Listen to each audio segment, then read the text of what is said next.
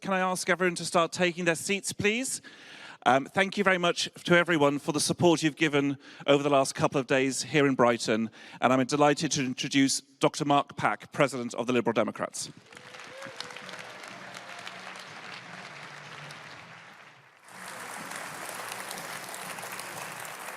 Crikey, there is a lot of you. There's a lot of you. And that's just the MPs. But before we get to the party awards, there are so many people who deserve our thanks for our fantastic conference, both online and here in person in Brighton. And after I've run through them all, I hope we will show them all our appreciation. So from all of us, a big thank you to the staff at the Brighton Centre and the Grand Hotel for hosting us, at Visit Brighton for accommodating us, and SPA Security, who have kept us safe and checked our badges and our bags with such friendliness. Thank you also to John Russell, our conference photographer, and our suppliers, including Chris Dan and the production team here in the auditorium, Sean and the Ford and Barley team in the exhibition area, and the teams at Aztec, Blue Cube, and our HQ IT team, who have kept everything running smoothly, from fringes to stage set to behind-the-scenes IT, whatever the hour of the day or the day of the week. And of course, a big thank you to all our staff and volunteers working on conference, including the stewards led by Jodie and by Mike, and our conference and policy committees, and perhaps especially, of course, our conference chair, Nick DaCosta. They've been very ably supported by our conference office team of Susie, Wilma, Amy and Pilar. And a special thank you to our fabulous Julie, Vicky and Russ, our British Sign Language interpreters. Thank you. But above all, thank you, all of those who have participated in our conference with a view to making it a success, whether in this hall, the fringes, in the exhibition or in training. Thank you so much for bringing our internal democracy to life.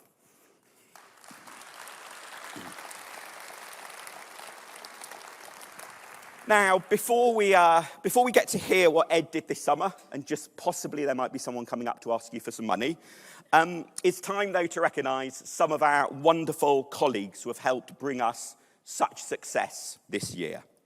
Now, for this time's Party Awards, there was quite genuinely one quite unusual nomination from one party member. They nominated somebody for services above and beyond the usual to Liberal Democrat electoral success. It was a nomination for one Rishi Sunak. But alas, Rishi has not paid his membership sub, so no award for him this time. But turning to the real award winners. First, we have the Belinda Airbrook Award for someone working locally to support our elected representatives. This year's winner is a local campaign mastermind in her first job out of university, but already flourishing in local and parliamentary elections, helping the party succeed against Labour in Northern England, and helping with perhaps the toughest campaign gig in the whole party of having as one of her candidates our Director of Campaigns, Dave McCobb, because this time's winner is from Hull, the amazing Lucy Lennon.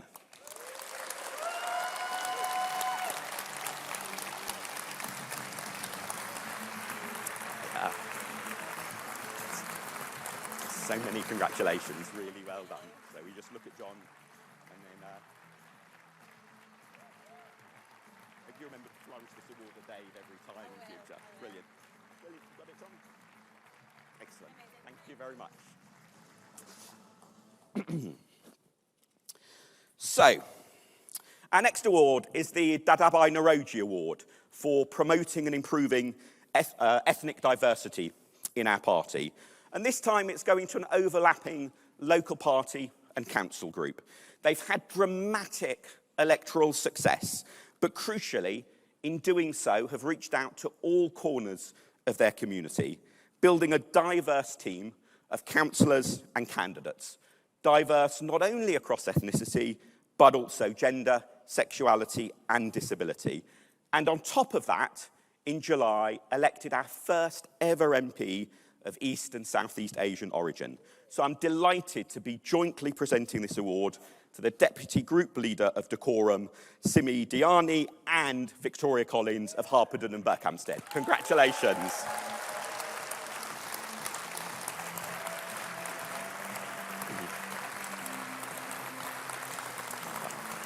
Do come. Do you want to stand in the middle, Simi? There we go. Many congratulations. Fabulous. Then we look at John. Brilliant. Well done, both of you. You got the award. Thank you so much.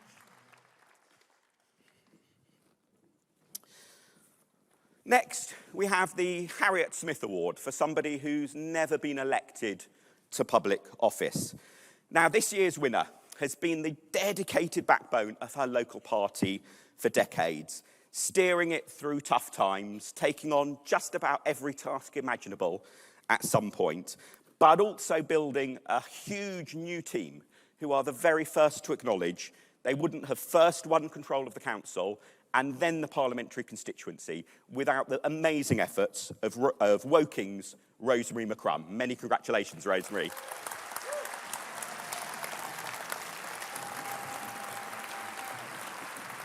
So many congratulations, well done. There we go, if we look at John then. The more photos he takes, the more applause you get. Brilliant, thank you so much, Rosemary. Thank you very much. Yeah, thank you.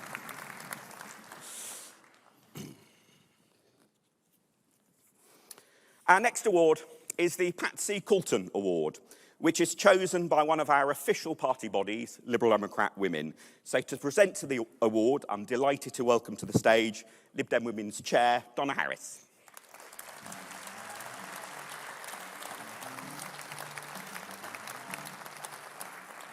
Conference.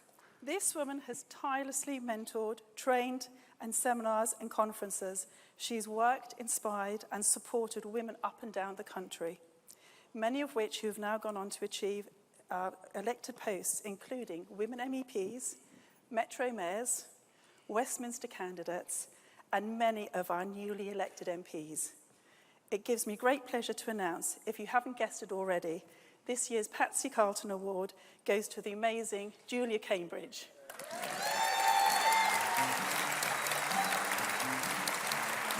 Here you go.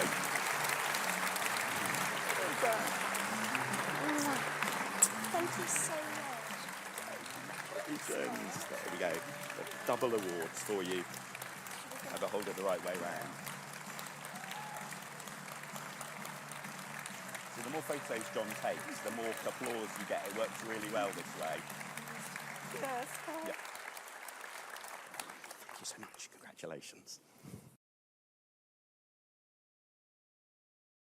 Prize, a penultimate award, is the Penhaligon one for a local party with a truly impressive membership record. This time's winners back in 2019 were facing their council elections with only 2 councillors, both retiring. But a new team got stuck in, building up the local party, first displacing Labour locally as the main rivals to the Conservatives, and then removing the Conservatives from power on the council. With parliamentary boundary changes, they then had to join with colleagues and forge a new team with a neighbouring seat, a team that pulled off a 24% swing in the general election to win the parliamentary seat as well. So collecting the award is Babs Farmer on behalf of North Cotswolds and Tewkesbury Liberal Democrats.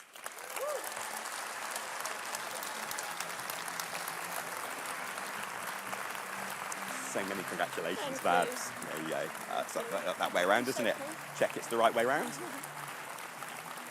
So, the more photos he takes, the more applause you get, so that works really well.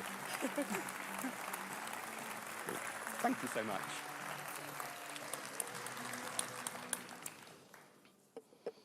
A final award is the President's Award.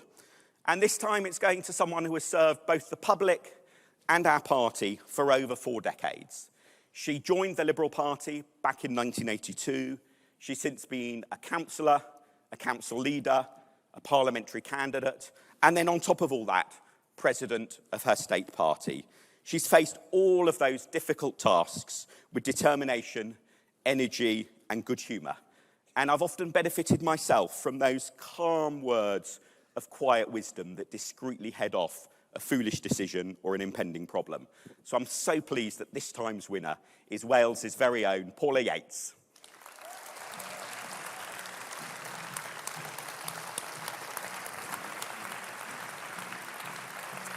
So many congratulations, Paul. That's really well done. There we go. And then if you look at John, and the more photos he takes, the more applause you get. So thank you very much. And away we go.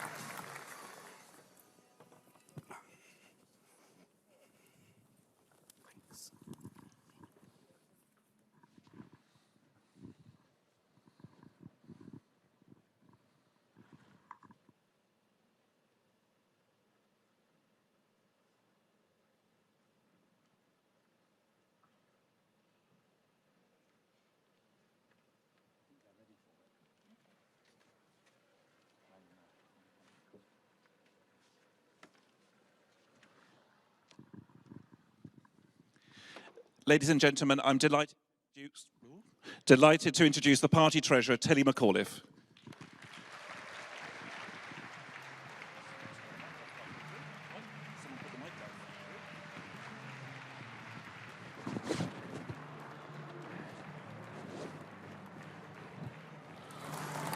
And obviously, you know what you're calling me about, right? Hello, conference. How are you feeling? Now, as you can hear, I'm feeling a little bit husky, but I'm hoping it's more sexy than nasal. We're reaching the end of an amazing conference, and hasn't it been wonderful? Are you like me, elated? Exhausted? Okay, I want to take you back for a second. Did any of you shed a tear on the 4th or 5th of July? It was so exciting, wasn't it? And it was so moving. And I just wanted to shout about it from the rooftops. But most of all, I wanted to tell people who'd passed away that we did it. And that's what made me cry. Yes, I wanted to tell leaders and supporters who weren't here anymore. But most of all, I wanted to tell my dad. He stood for the SDP in Honiton in 1983, and Malcolm, who's probably here, voted for him. He did well, he didn't win, but my family will be forever grateful and indebted to Richard Ford for seeing off the ghost of Peter Emery at last. God, I so wanted to tell Dad and celebrate with him, and I really didn't feel like celebrating with my Brexit-loving, Rees-Mogg-adoring right-wing mother. But I digress. That feeling that we had done better than we'd ever done before, it's just the best. And it's thanks to all of you. Yes, Ed might have had a little bit to do with it, and there are obviously too many others to mention. But actually, the most important people who really made it happen are in this auditorium, and I'm here to say thank you. Thank you for everything that you did. Thank you for putting your hands in your pockets every time I asked, because it's not that easy in this economic climate. But you did it, over and above everything else you do. And then you did it again, and then you did it again, and it was incredible. And now you're thinking, well, she's not going to ask again, right? Can't we have a breather? Well, I talked to them, didn't I? You know, the big guns, one of them sitting right there. I said, we can all relax now, right? The job is done, breather time. And they said no. Computer said no. So I asked the treasurer a question. Okay, what do you need the money for? Incumbency, they said. Yes, come on, let's give them a cheer.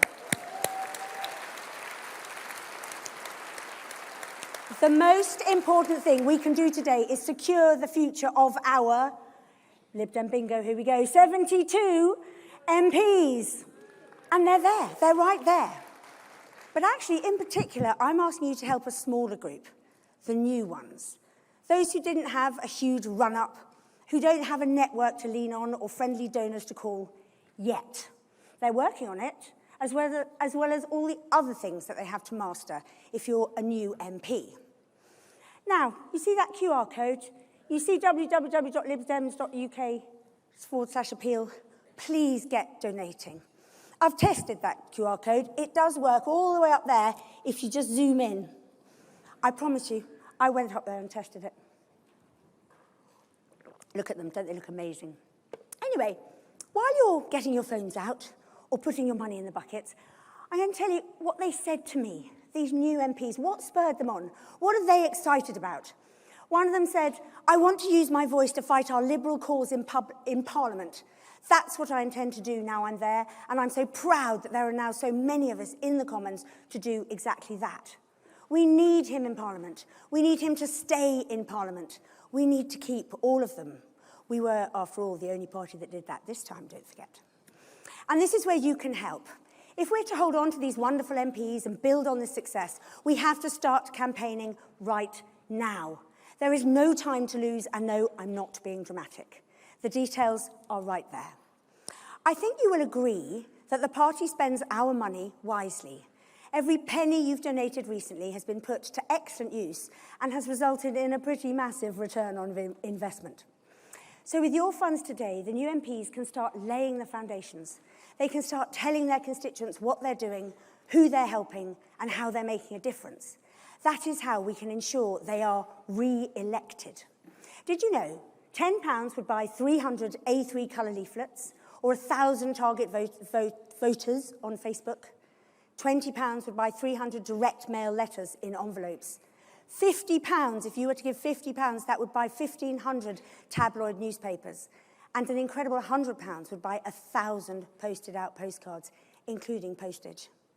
So while you're with your phones, buckets and phones, diligently donating to this brilliant cause, I'm going to tell you what a few other new MPs said to me about why they wanted to become an MP and what they hope to achieve. I want to make people believe that politics could work again and make life better. I want to amplify the Liberal voice and help shape this country for future generations in the mother of parliaments. You're all donating, right? I want to be a local champion. I want to give my constituents a positive, thriving future, and I want to sort the country out. I want to help break and remake our system so everyone can fulfil their potential. And then this is very personal. After the way the Conservative government was undermining people's trust in democracy, I want my teenage children and other young people to believe in the power of politics as a force for good. I love the next one. As I said, it was totally anonymous. It was an absolute priority that we won back mid-Dunbartonshire for the Liberal Democrats.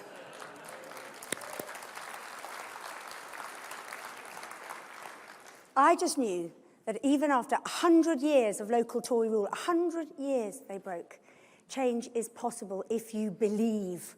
Maybe that should have been my song when I came on. One of my favourites was the MP who I rang, and he said to me, oh, well, what do I want to achieve in my first year, Tilly? Well, I'm on a bike, I'm in the rain, I'm learning and I'm adjusting and I'm trying to do my best, and I think all I really want to do is survive my first year, Tilly. But I'll write something better later. And I said, no, please don't. That's just perfect. MPs are humans too, and we are here to support you. And finally, one MP said to me, it's an amazing time to be a Lib Dem. If we absolutely claim our liberal space in the political landscape, we are the answer to Britain's problems. It's so lovely, isn't it? Please support them and keep them. Remember this feeling of joy and excitement and how moved we all were on the 4th, 5th of July. Please donate today to help our amazing and wonderful new MPs become what we know they are, the best MPs in Parliament today. And now I am handing over to our Deputy Leader, Daisy Cooper.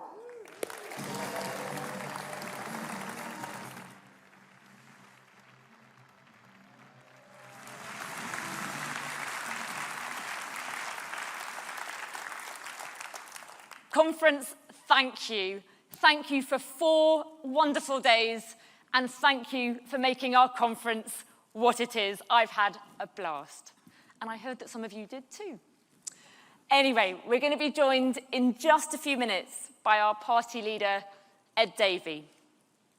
But before we are, can I please ask you to put your hands together, give a warm welcome to our 72 Liberal Democrat MPs.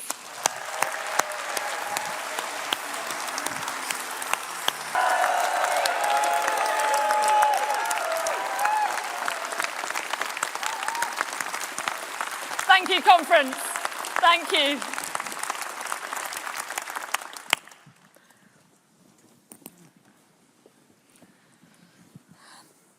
Lunchtime. What does a typical day look like for you, Ed? It's busy.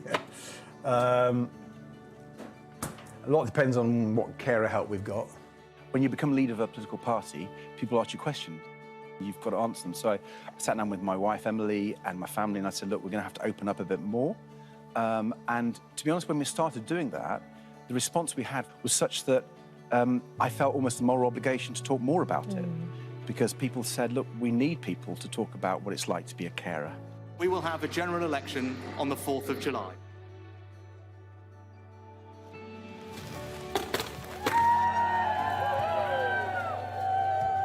Yellow hammer won! Liberal Democrats are go! This election is our opportunity, our chance to kick this out-of-touch Conservative government out of office, our chance to get a fair deal that people so deserve. So let's get to it. Let's make it happen. What have you got for us today? Well, it's going to be blue, and it's going to come down. Bouncing the polls coming. If services to absurdity counted in this campaign, the Lib Dems would be heading for a landslide. Yes, that's Ed Davey, the leader of the Liberal Democrats, on the day of the launch of the party manifesto. The Liberal Democrat leader agreed to be given a makeover. It's sexy. So that's interesting. There is actually always a bit of a serious story behind some of these things. I mean, what we wanted to do was engage people with a little bit of humour, not take myself too seriously. What have you said no to? I was just...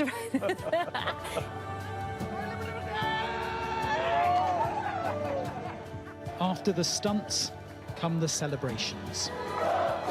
The Lib Dem leader euphoric at a more than six-fold increase in seats. A record number that puts them back as the third party in Westminster.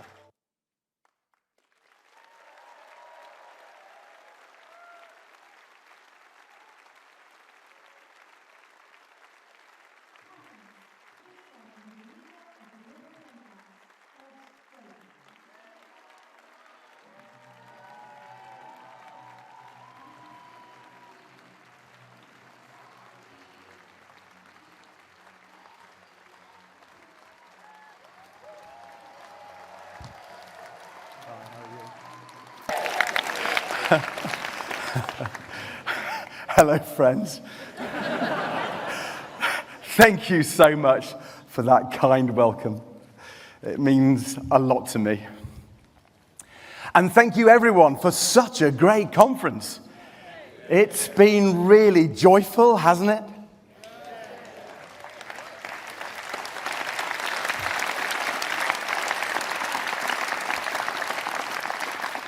Getting together to celebrate and to start planning the future. Having fun, but with a serious focus. Reminds me of our election campaign. Do you know they wanted me to wear a wetsuit today? But I said it was abseiling or nothing. So here we are, having a party. After winning our largest number of MPs for over 100 years.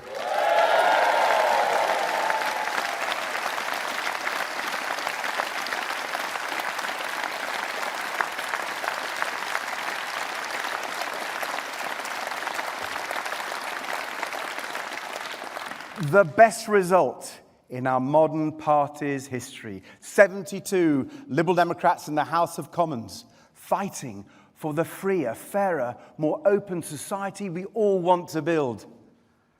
And conference, how fitting it was that the final seat to declare, number 72, was the home of one of the great champions of that more liberal society, our dear friend, Charles Kennedy.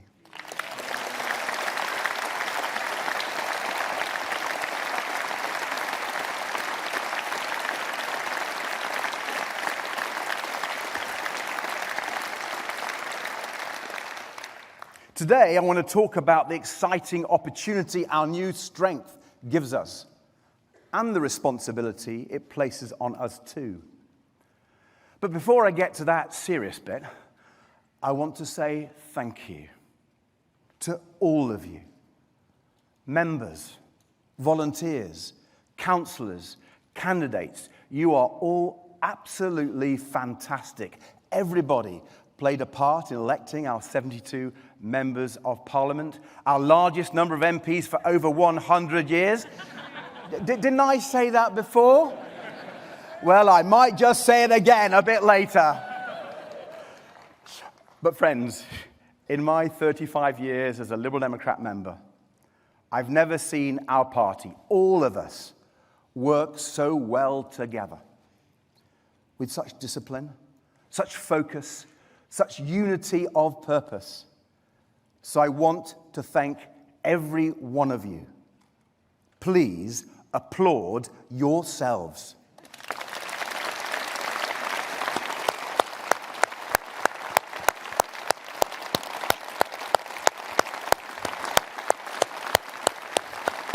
Okay, that's enough.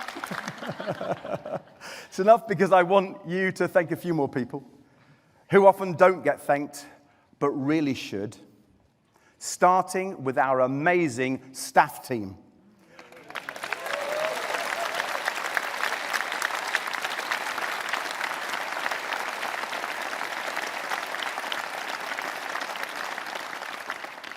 Policy, communications, compliance, HR, standards, events, membership, fundraising, finance, our whole parliamentary staff team, and our incredible campaigns team led by the brilliant Dave McCobb.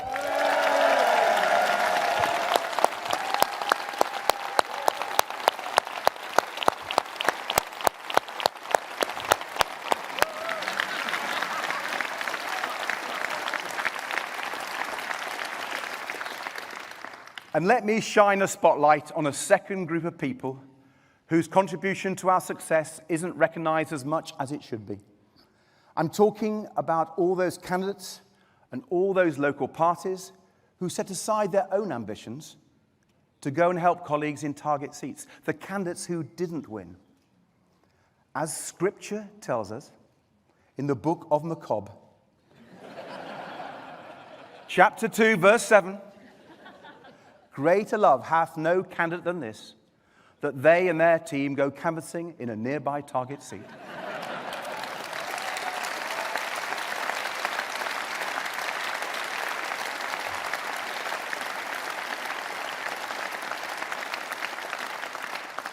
So bless you, and thank you to all of you. Thank you 72 times. Finally, I want to thank one more person. Someone from behind the scenes who makes the real sacrifice, who's helped me beyond measure. Emily, my wonderful wife.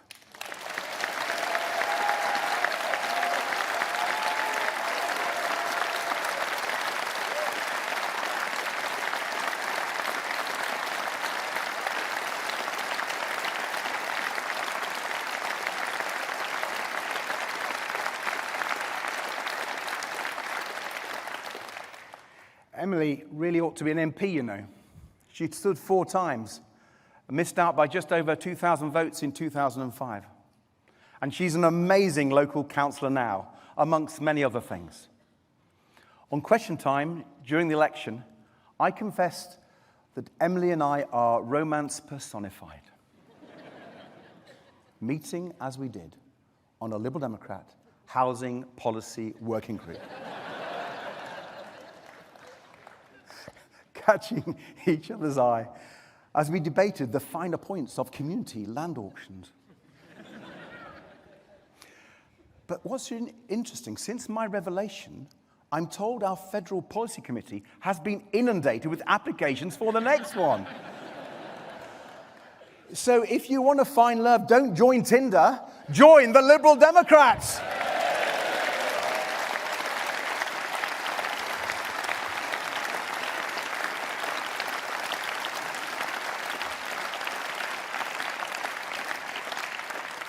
So as we rejoice today at our success and look towards a brighter future, I do think it's important that we first reflect a little. reflect on where we've come from and how we've got here. It's 4 years since I first spoke to you as leader of our party, but it might as well have been a lifetime ago. Back then, I wasn't even able to talk to you from a stage like this, but rather through a single camera from an empty room in Lib Dem HQ.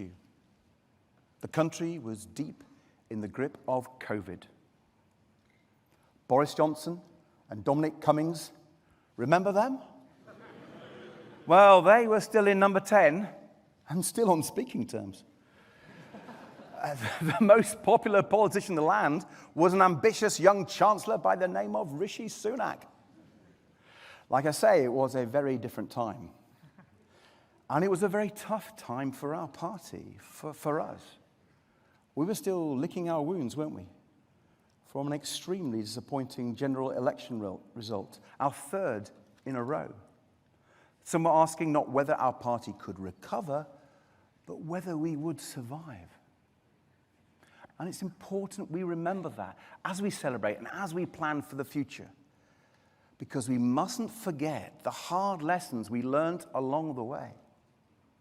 Above all, we learned how critical it is to listen to our constituents. Hear the people, understand their problems, know their priorities. Our liberal tradition of gritty community politics used to be so great at that, at listening. But somehow it got lost or undervalued. So we, along with all the other parties, lost people's trust. And it's been a long road to rebuild it.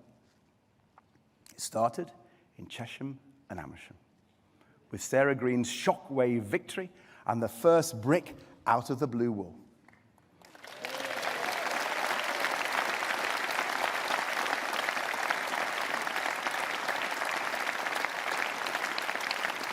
And then it was Helen in Shropshire, Richard in Devon, Sarah in Somerset, and above all for me, our amazing local election result. Over 700 more of us elected to local councils.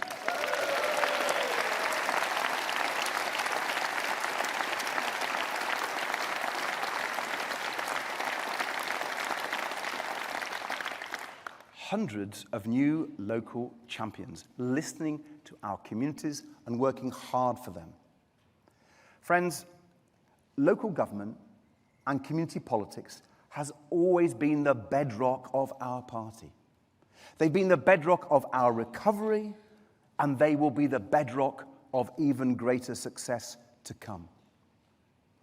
For it's in our communities, door to door, where we can truly hear what people are worried about and where we can build and rebuild trust.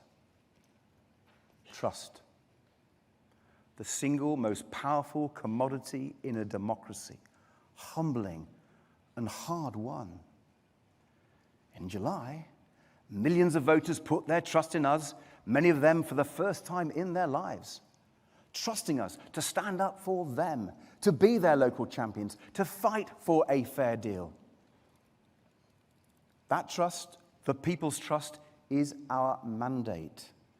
And now we must be true to that mandate and repay that trust in full. Remember, people's trust isn't something you just win and put in the bank to make a withdrawal at the next election. Trust is something you have to keep winning, keep earning, day after day after day, or else people will just take it somewhere else. We asked people for their votes on a very clear manifesto. We told them we would focus on their priorities, getting our economy back on track and getting the cost of living under control, ending the sewage scandal and protecting our precious environment. And above all, fixing the NHS and care crisis.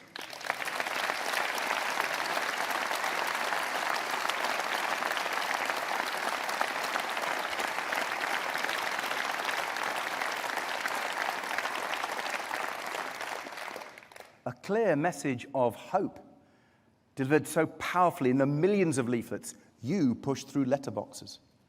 argued for so passionately in the hundreds of thousands of conversations you had on doorsteps. And yes, amplified by the occasional sight of me falling off a paddleboard or jumping off a 160-foot crane. Now, I'm not supposed to tell you what stunt ideas were rejected, not least because they're still trying to persuade me to do them for the next election. But I'll let you into a little secret. It was only health and safety rules that stopped me putting my hand up a cow's behind or wing walking on a biplane. But friends, however we were campaigning and wherever we were campaigning, we always had our clear Liberal Democrat message that showed we'd listened and we'd understood people's concerns. So as we plan future success for our party and our country, to build ever stronger on the dramatic success we've just achieved, let us never forget where we were and how we got here. And let's begin by ensuring our clear campaign message is now our clear mandate for action, starting with the issue we put front and center of our campaign: health and care. There's not a place I've been to in the country where these are not the top two issues on people's lips. After years of failure and neglect under the Conservative Party and the Nationalists in Scotland and Labour in Wales, it's not hard to see why. And it's so sad. We cherish the NHS. It's one of the things that makes us proudest to be British. One of the things that makes us proud to be Liberals. Because don't let anyone forget that it was a Liberal, William Beveridge, who invented the NHS.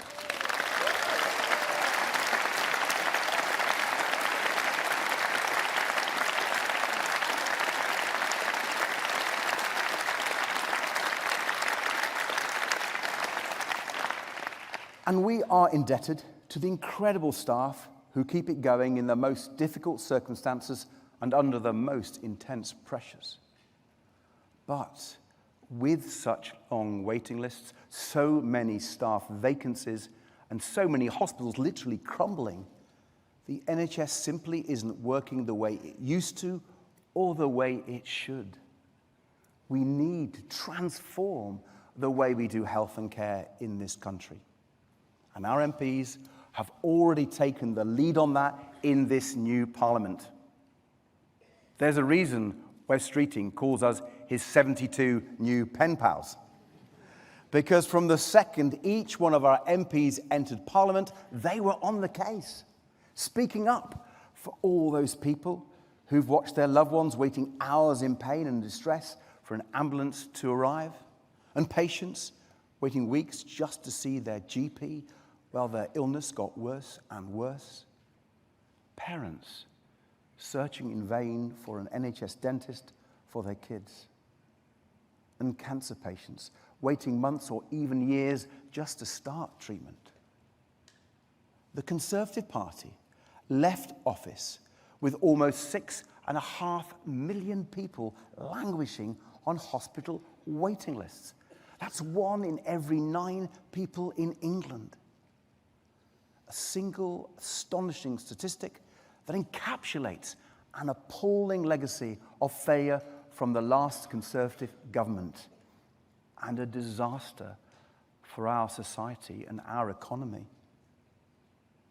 Just imagine how much better things would be now if those 6.5 million people had already had the operation or treatment they need and been able to get on with their lives.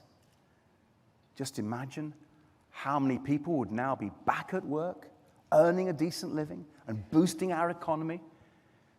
Just imagine how much pain, stress, and anxiety families would have been saved from, and how much more free they would feel as a result. That is, after all, why the NHS is so important to us as Liberals, and why we remain the biggest champions for our NHS.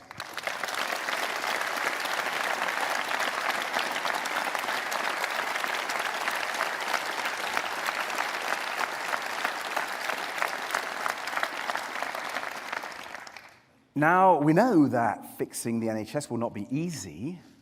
The Conservative government broke it so badly over so many years that it will take a lot of work to put it back together. But we also know that it must be done, and we know it can be done.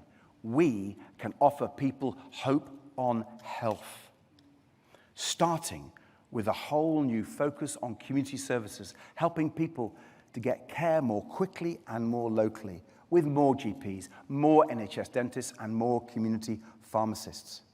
So fewer people end up in hospital in the first place. Now, of course, that will need more upfront investment, and we know the terrible state of the public finances thanks to the Conservatives' shocking mismanagement. But there can be no doubt about the scale of the challenge ahead. Yet that makes it even more important to make the investment we proposed in frontline NHS services not less, because if you invest wisely, if you make sure people can get the care they need when and where they need it, if you bring down waiting lists and get people back to work, if you help people to stay healthy for longer, not only will you dramatically improve people's lives, but you will actually save taxpayers money in the future and give the economy the boost it needs. The problem is, the Treasury simply isn't wired to think this way. Instead, we have the short-term negative thinking that leads governments to postpone hospital repairs and cancel new buildings.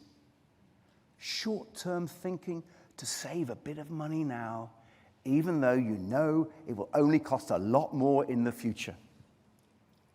Practically every year I can remember, governments have ended up announcing hundreds of millions of pounds of emergency funding to help the NHS through another winter crisis, to paper over the cracks. What if instead of stumbling from crisis to crisis, instead of throwing more and more money at just plugging the gaps, what if we invested now to make the NHS winter-proof? The government could and should make this year the last winter crisis in our NHS.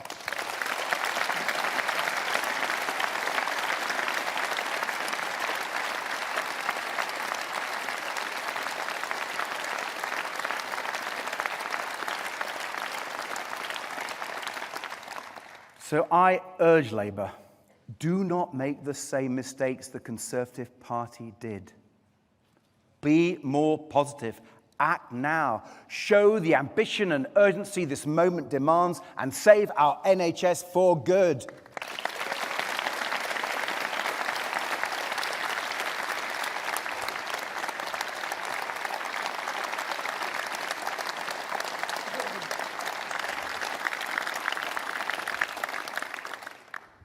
But transforming our NHS is just one part of tackling the health and care crisis.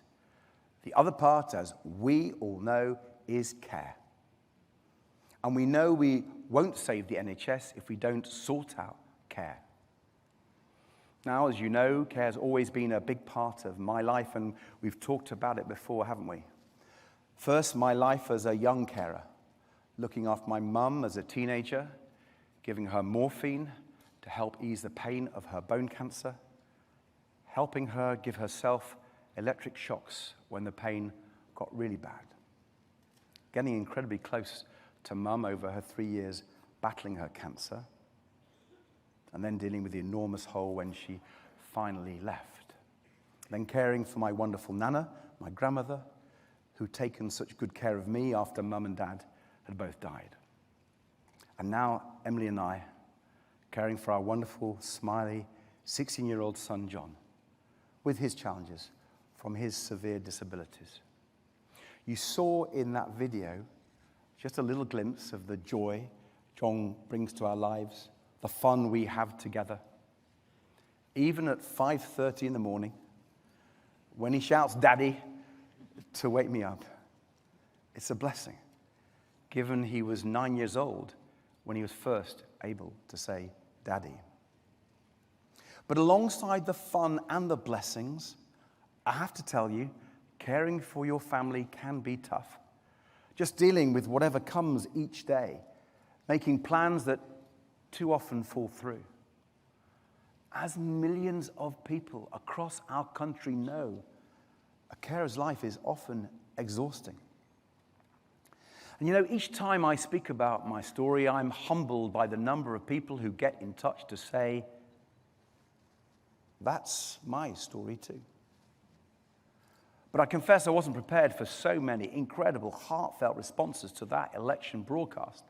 People of all walks of life, of all political parties and none. Like the couple whose adult son has similar care needs to John, who kindly reached out to say that they know how it feels, especially the worry you have about what's going to happen after you're gone. Just like Emily and I worry about John. No one will ever hold him the way we hold him. No one will ever love him the way we love him. I guess it's an anxiety for all parents. What happens when you're gone? But it's so intense when your child will be vulnerable all their life. And then there are the young carers who've contacted me, like 15-year-old Joseph, who's been looking after his mum who has MS since he was 5. Joseph told me caring for his mum is the toughest but most rewarding feeling.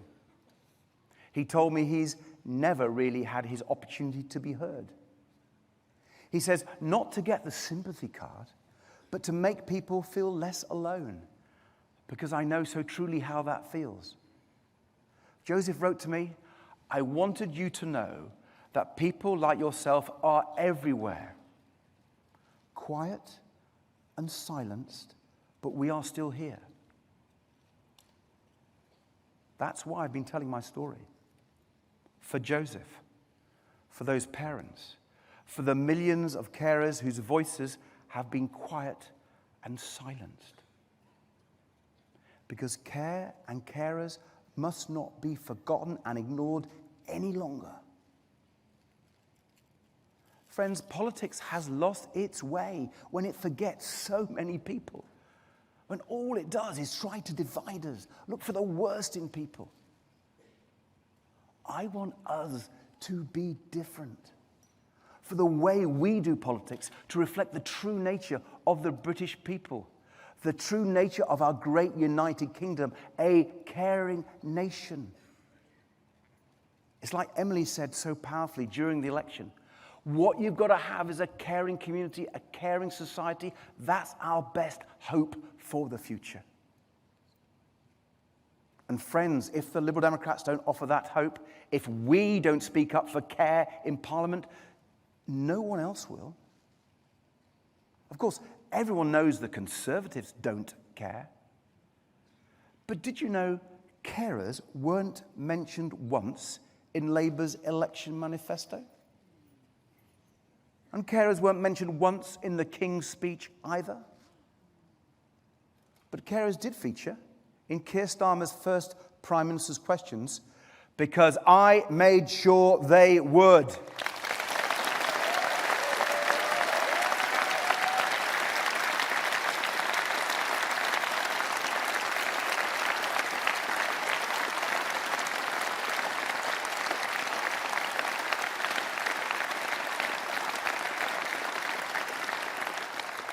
I told the Prime Minister about Andrea, a carer in my constituency who's been hit with a bill from the Department for Work and Pensions for more than £4,000. Andrea is just one of tens of thousands of carers who were caught up in the carers' allowance repayment scandal under the Conservative government. I urge Keir Starmer to sort it out, and I repeat that call today.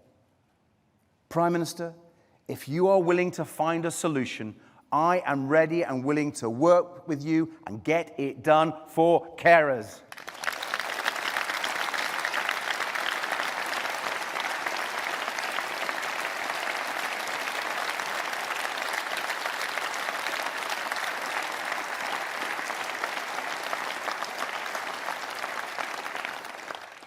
This, friends, is the role all our 72 MPs will play in this Parliament, using our strength as not only, once again, the third party in the House of Commons, but also the largest third party in a century, to be the responsible opposition to this government, and to speak up for people in our communities taken for granted and ignored by the others, telling ministers directly about the problems real people are facing, raising the issues that would otherwise go unnoticed in the government's blind spots, holding Labour to account for the promises they made to clear up the Conservatives' mess, championing practical, hopeful solutions for a better future, not just on health and care, but the cost of living, sewage, nature, and the climate, the crisis in our justice system, prisons bursting at the seams, criminals walking free, victims denied justice, and the pressing need to fix our broken relationship with Europe.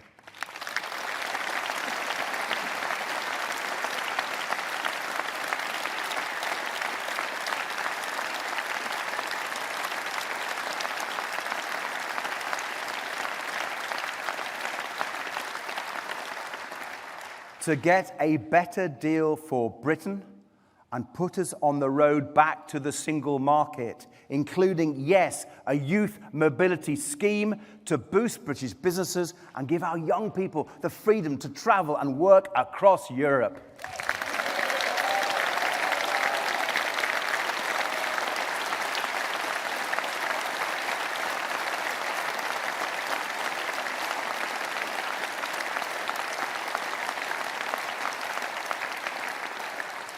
From growing our economy, to fixing our NHS, to reforming our politics, we will urge the government to act faster and be much bolder. Because the challenges we face cannot be solved by burying our heads in the sands and pretending they don't exist like the Conservatives do. But nor can they be solved with the pessimism and defeatism we're hearing from Labour. They will be solved the way Britain has always done in the past, by rising to our challenges with guts, determination, and hope. So we will cut through the government's doom and gloom with our ambition for our country. We will scrutinise their plans carefully and strive to improve them, and we will oppose them if we think they've got it wrong, like their decision to strip the winter fuel payment from millions of struggling pensioners just when energy bills are set to rise again this winter. But where ministers act in the national interest to solve such problems and improve people's lives, we will support them. Back when I was first elected in 1997, Paddy Ashdown adapted the Serenity Prayer for a better, more constructive approach to opposition. Paddy's Serenity Prayer went like this: may we have the power to oppose what we must oppose, courage to support what we must support, and the wisdom to know the difference. Conference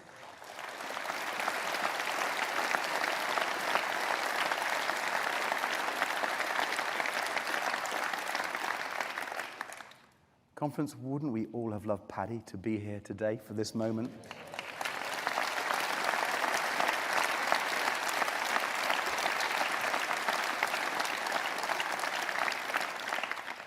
So I want to make Paddy's same invocation for us today. For that is the power, the courage, and the wisdom we will need in the years ahead.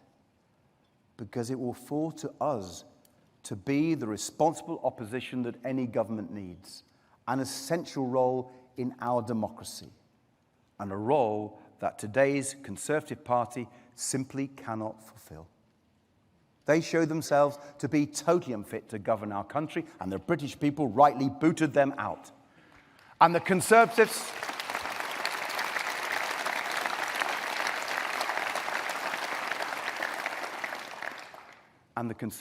are already showing they are unfit for opposition too.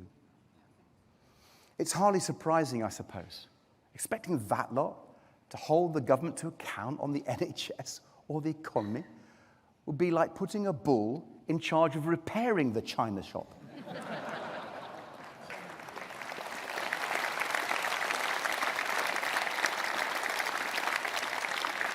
I mean, who would leave the job of upholding ethical standards in government to the gang who put Boris Johnson in number 10? And when the country needs an opposition to scrutinise next month's budget, it's not a job for the Tory geniuses who cheered Liz Truss and Kwasi Kwarteng to the rafters, is it?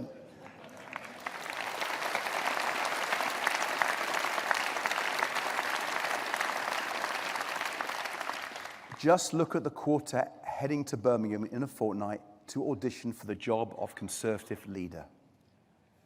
They really are scraping the bottom of the barrel with these new TV reality shows, aren't they?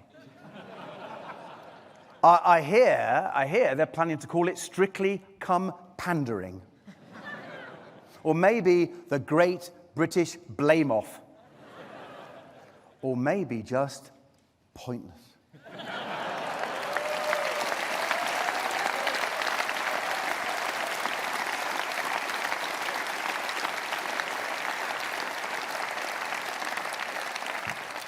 Isn't it funny how after years sitting around the cabinet table, these four suddenly think they have the solution to our country's big challenges? If only they thought of those answers just a few months sooner. Conference, the truth is this. In government, these four Conservatives didn't care about real people's everyday problems. And it's clear none of them care about you now. The modern Conservative Party is so out of touch with so many of their former voters, so far removed from the real lives of ordinary people, that it no longer merits a place at the top table of our politics.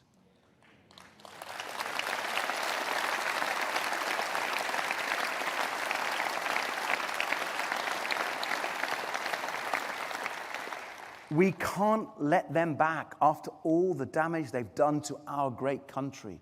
We can't let them off the hook after the chaos and misery they've caused. Friends, our job is to consign the Conservative Party to the history books.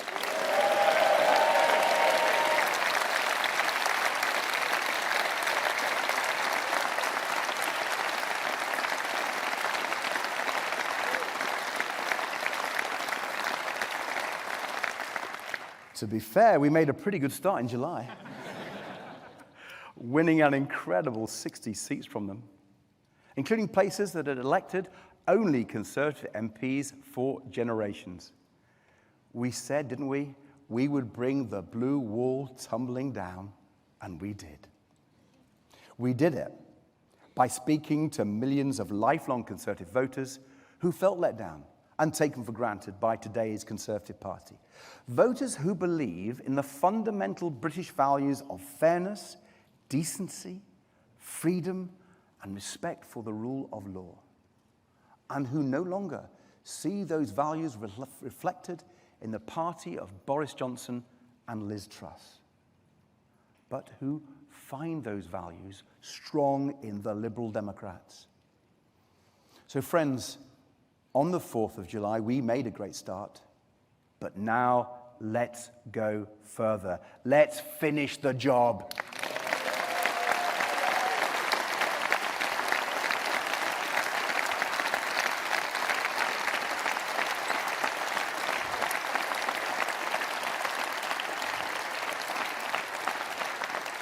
And what a great chance we have next May at county council elections in places like Devon and Surrey. Places with Conservative councils that have let people down for far too long. And places where we did rather well in July and where we could do even better next time. Just never forget our recovery has been built through your hard work, listening to and serving local people, proper community politics. And our future success will be built the exact same way. Not just against the Conservatives next May, but across the country in the years to come, including in the big cities like Liverpool, Sheffield, and Newcastle, where we have such a proud history and such a bright future.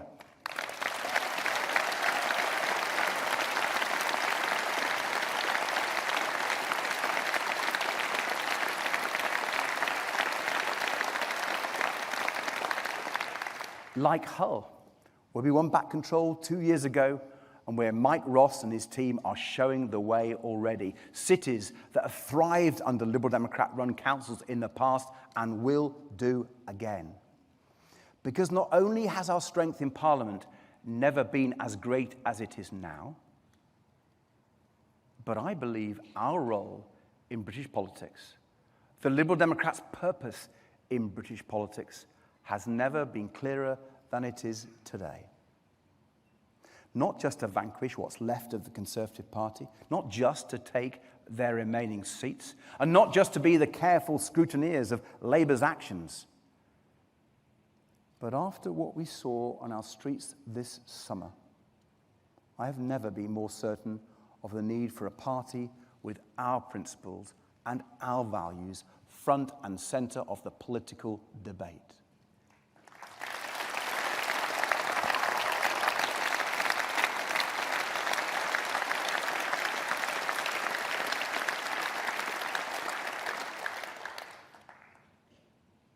Reference the killing of Elsie, Alice and Bibi at their Taylor Swift dance class in Southport was a horrifying crime and a heartbreaking tragedy. I know we're all still thinking of their families and friends as they grieve such a cruel loss. And let's not forget, that's been the response of the vast majority of the British people. People of all backgrounds in Southport and across the UK who came together with love and compassion to support each other and to mourn the deaths of those 3 little girls. Because we are a caring nation. And that should have been all that needed to be said. But we know what happened next. A small minority of thugs resorted to appalling racism and violence, egged on by notorious hate preachers and dangerous conspiracy theorists. They targeted mosques and advice centers, asylum seekers, and police officers. So let us be clear. These were not protests. These were lawless riots.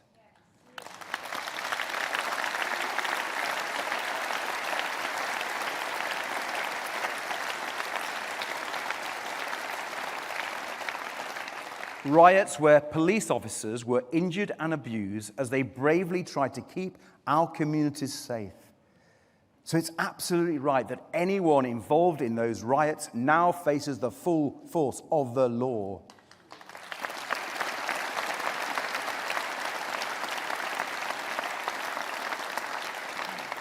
And let me say to all of you from Muslim and ethnic minority communities who watched in fear as those awful scenes unfolded, who were forced to ask whether it was safe to step out onto your own streets, to go into your own city centres, or to pray at your own mosques. We stand with you.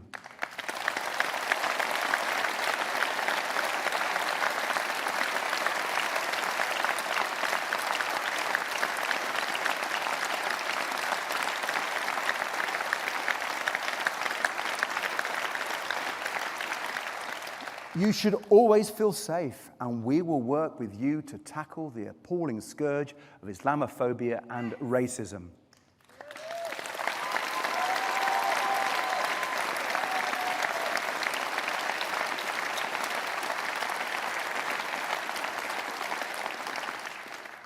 But even amidst those awful, awful scenes, once again we saw the true nature of the British people. Not the racist, criminal minority, but the far larger numbers of all races, all religions and none, who stood peacefully in solidarity against the violence, against hate.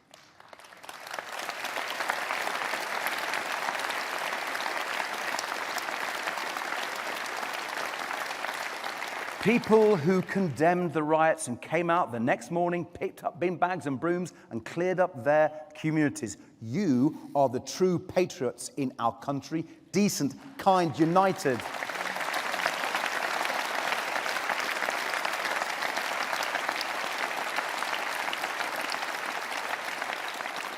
Conference, we will never stop applauding our patriots in our country.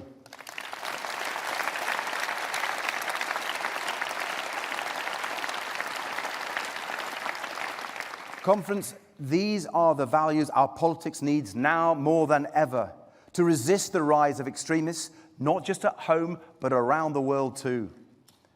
With Vladimir Putin waging his brutal war in Ukraine, with the terrible humanitarian catastrophe in Gaza, Hamas's terrorist atrocities on October the 7th, hostages still held captive, the continuing illegal occupations and the threat of regional escalation, with the looming spectre of a second Trump presidency. How I hope and pray to see Kamala Harris defeat him this November.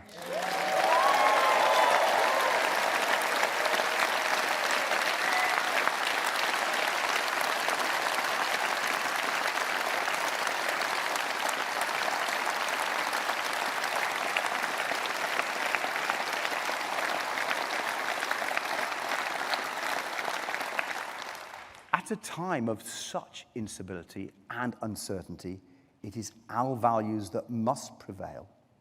Decency, compassion, community, respect for the rule of law. Values that have always been at the heart of our party.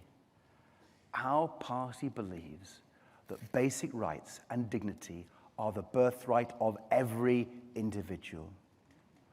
Our party celebrates Britain's diversity as a great strength.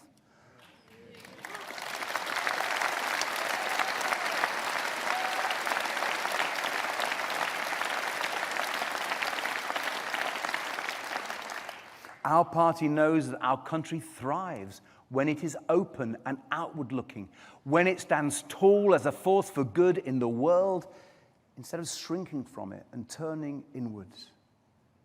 And crucially, our party stays focused on tackling the real problems in people's lives, from health and care to crime and the cost of living, instead of looking for scapegoats or conspiracy theories as a shortcut to electoral success.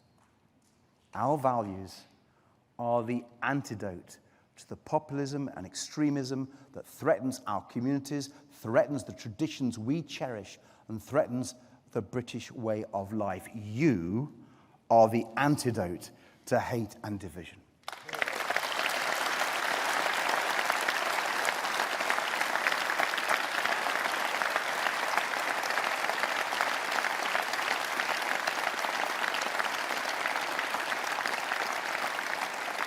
A strong, proud, and confident Liberal Democrat Party fighting for our values every day, working hard in our communities to change people's lives for the better and give them the fair deal they deserve. And as we leave here today, stronger and more confident than our party has ever been, just think what we can achieve when we put those values into practice. Just imagine the liberal Britain we can create together, where we invest in education and innovation, where we get people off NHS waiting lists and into work, where we make it easier to juggle work with caring commitments, where we grow our economy and create new opportunities so everyone can get on in life and see their hard work, talents, and aspirations properly rewarded, where we make sure everyone can afford a decent home, get the care they need, and enjoy a comfortable retirement when the time comes, where we put real power in people's hands and hold the already powerful properly to account. Liberal Democrats, that is the country we can build together. That is the fair deal we are working towards. And now we have 72 brilliant MPs to fight for it. So,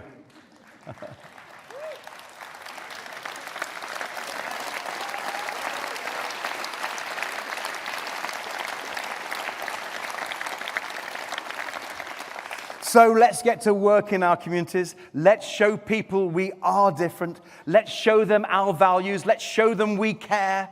Let's keep earning their trust. Let's offer real hope. Let's build a brighter future. And let's keep on winning so we can make it happen.